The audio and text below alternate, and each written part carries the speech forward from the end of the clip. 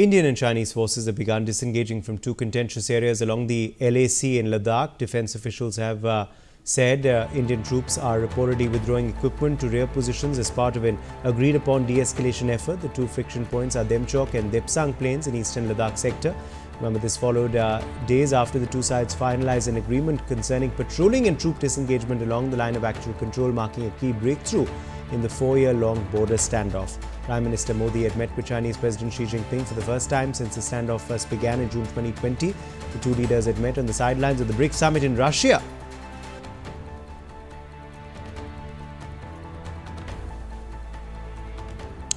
These are the latest updates we are tracking for you, where clearly, of course, troop disengagement is now going to be taking place on ground. And of course, this follows a big announcement by both sides to disengage.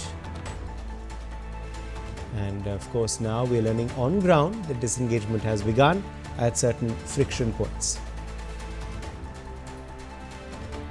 Mendi Garg is joining us for more details on this story. Mendi, what is the situation on ground now in LAC?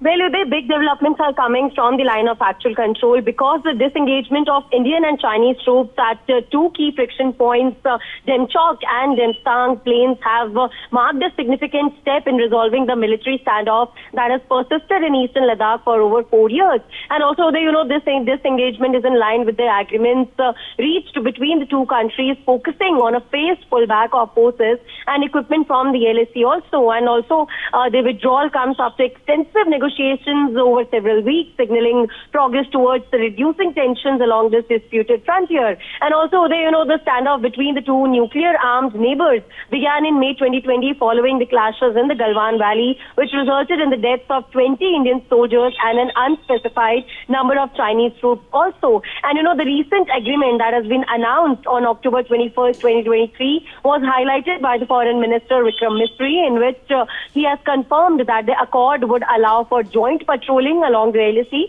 and also restore peace in the affected areas. And this disengagement process will include pulling back troops to rear positions and also reducing the risk of further confrontations and also opening the path to de-escalation in other contested regions along the LAC. So while the agreement represents a breakthrough, it also puts some challenges because it remains that the overall normalization of relations between the two countries and the strategic importance of the LAC and the high altitude terrain of Ladakh make the region a delicate flashpoint, and also the ongoing dialogue and phased disengagement are expected to play a very critical role in restoring the trust and also maintaining stability between both the countries. So this development is seen as a diplomatic victory for both nations, emphasizing the importance of negotiation and also the dialogue in resolving complex territorial disputes also, and the reduction of troop presence and the commitment to peaceful coexistence reflect both sides' intention to avoid further escalation and maintain regional stability. Yes, Abhay. Absolutely, Mendi. And, this also comes, of course, very soon after Prime Minister Modi met with President Xi in Kazan. Well, rightly said, because Prime Minister was on a visit in Russia to attend the BRICS summit, and the most highlighted meet between Prime Minister Narendra Modi and President Xi Jinping happened, and after that the big developments started coming from the LAC, and this agreement that has happened, the discussions that were started long time back has come to a conclusion right now, and right now it is a very win for India and for China also in terms of the diplomatic relations between the both countries. Yes, sir. Mendi Garg, thank you very much for joining us with those updates.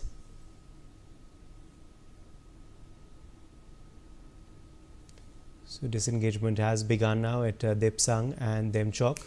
This is the latest we are tracking for you.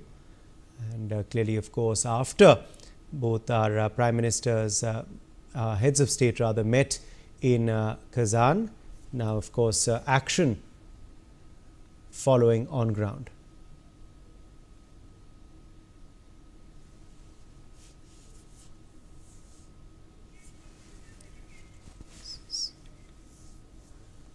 Colonel Tyagi, defense expert, is joining us for more on this story. Colonel Tyagi, what do you make of this big development playing out on ground at the LAC?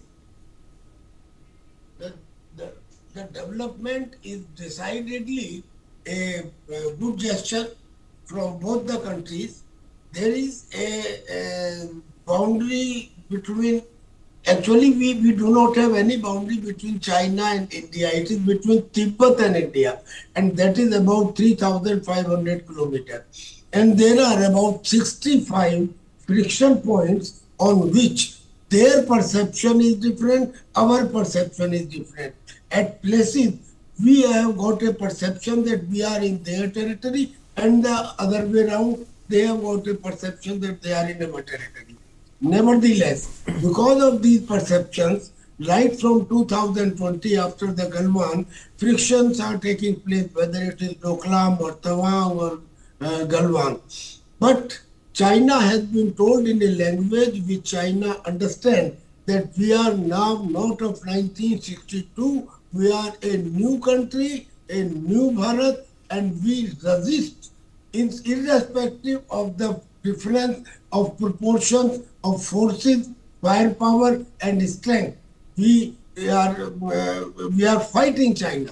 Now, under these conditions, China has agreed to disengage from the places which were left. Actually, at Gogra Post, at Pangong Lake, and Hot Spring, there were 5-6 points where China had already disengaged. Damchok and Depsang, though they are legacy points, but here China was not permitting Indian patrols to go into the buffer zone. Buffer zones means that zone on which neither of the country has got full rights and they cannot put their forces there. But the buffer zone, India was not allowed to patrol. Now they have allowed. Now they have allowed means they have agreed that okay, both sides can do patrolling. Yes. But it was on paper only. Today, we understand that it has started on ground. Now, even if it has started on ground, we should not be jubilant about it because this is just one part. After disengagement, will start de-escalation, and that is also one part. Because after de-escalation, demilitarization will start. And finally, when the troops go back to the barracks, then we will say that yes, now the situation is fully... Absolutely. So we have to wait and watch, of course, for that to take place. For the time being, Colonel Tyagi, thank you very much for joining us with your perspective on that story. Meanwhile, Executive